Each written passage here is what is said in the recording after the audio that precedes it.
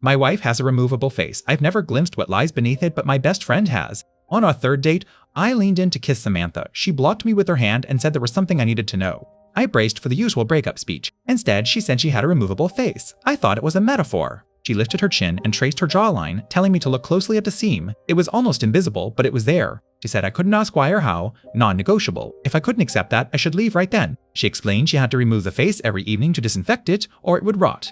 I had to promise never to look at her real face. She left me alone in the living room to think. I had an hour to decide if I could live with this secret. My mind raced with possibilities. A terrible accident, burned skin, raw muscle. I pictured a face of naked flesh rotting away. When she came out of the bathroom, I was still there. She smiled, and I was in love. That was all that mattered.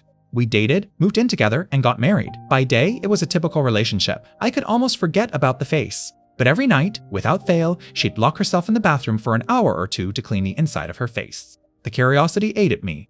I'd sit there wondering what was underneath. I came close to barging in so many times. I tried to coax her into showing me, assuring her I loved her no matter what. She always refused, never angry, just firm. She'd just shrug and say, I knew I couldn't see it, and I knew she couldn't tell me about it. And that was that. I never told anyone about Samantha's removable face. It wasn't my secret to share, it was just our private thing. Except once. At my bachelor party in Big Sur, after everyone had passed out and the sun was rising over the cliffs, I told my best friend Chris. At first, Chris thought I was joking.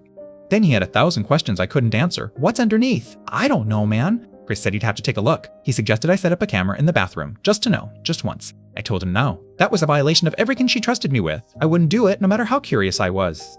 We got married. It was a beautiful ceremony. She wore a veil and I kissed her in front of everyone. I still hadn't seen underneath. Years went by. The routine never changed. Every night, the bathroom door closed, and every night, I didn't look. Then one night, Chris called me. He was drunk and emotional. He said he had something to tell me and I needed to sit down. He said he'd seen Samantha's real face. At a party last week, she'd been in the bathroom too long and he checked on her. The door was unlocked. He told me it wasn't a scar. It wasn't burned or disfigured. It was just a face. A completely normal, beautiful face. A real face. I asked him what she looked like. He went quiet. Then he said, she looks exactly like you, man. Exactly like you. I hung up and walked to the bedroom. Samantha was asleep. Her mask was on. I reached out and for the first time, I didn't want to take it off. I already knew.